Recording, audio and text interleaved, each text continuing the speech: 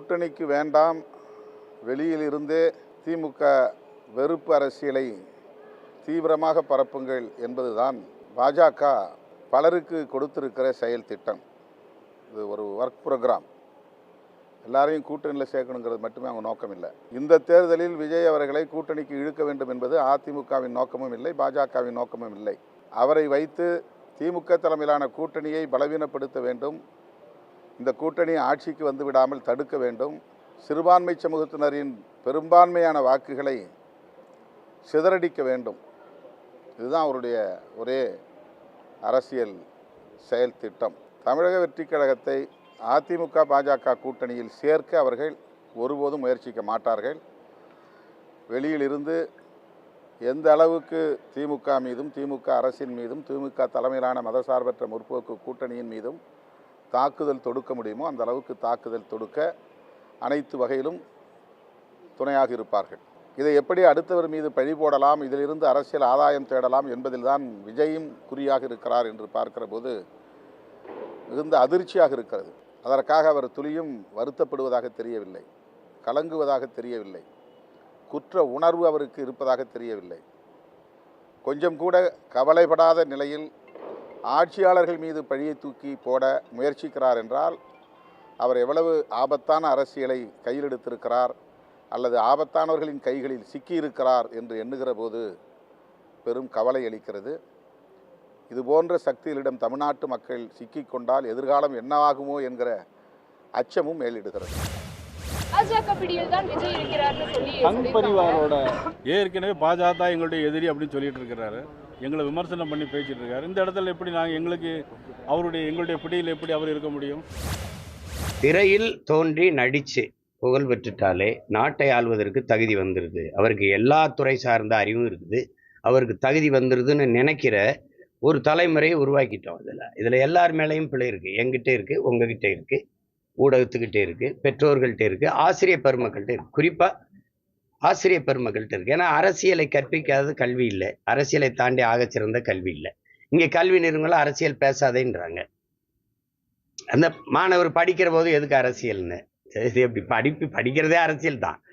அதனால இது நல்ல அரசியல் எது என்று கற்பிக்காதனால இந்த திரை மயக்கம் பெரிய அளவிற்கு இருக்குது. தெய்வ தரிசனம் போல, ஒரு இறை வழிபாடு போல நம்ம கேள்விப்பட்டிருக்கோம். வெங்கடாசலபதி தரிசிக்க போய் எனக்கெல்லாம் என் உறவினர்கள் லட்டு கொடுத்தா 6 மணி நேரம் நின்று தரிசித்தேன், நல்ல தரிசனம்னு சொல்லுவாங்க. ரொம்ப நேரம் நின்று இது ஆற்றுல அழகர் இறங்கும் போதும் 15 லட்சம் பேர் கூடி ரொம்ப நேரம் கால் கடுக்கு நின்று வழிபடுறான். ஒரு திரைப்பட நடிகர் வந்தாலும் நின்று ரொம்ப நேரம் நின்று பார்க்குறான்.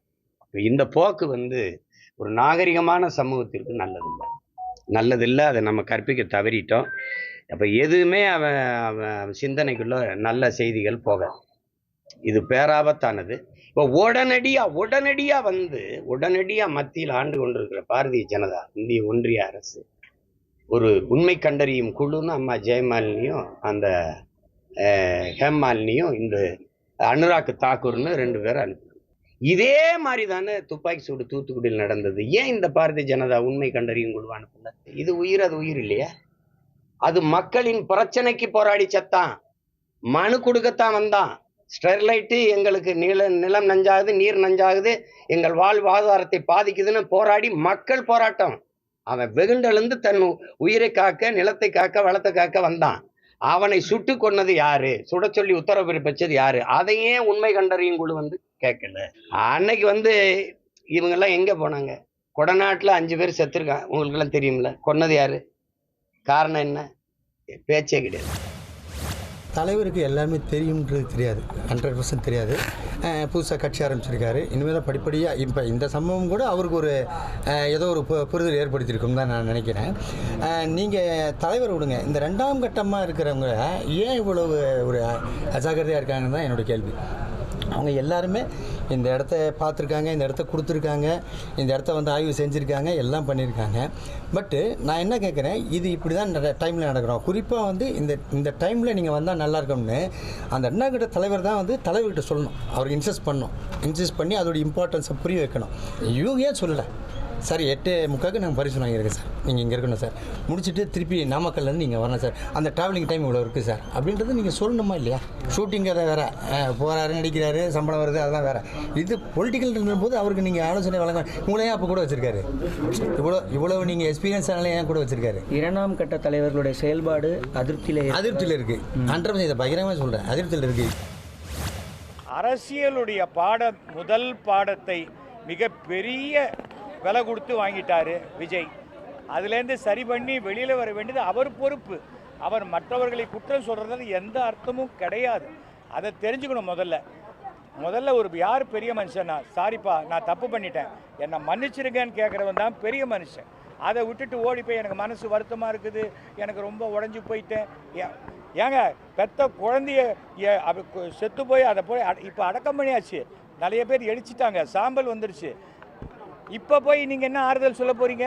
இப்போ இன்னும் 10ஆம் நாளைக்கு போகிறேன், 16ஆம் நாள் போகிறேன், நான் 20 லட்ச ரூபா கொடுத்துடலாம், நான் 25 லட்ச ரூபா கொடுக்குறேன். ஒரு 10 வயசு குழந்தைய உங்களால் கொடுக்க முடியுமா? உயிருக்கு உண்டான மரியாதையை தெரிஞ்சுக்கங்க.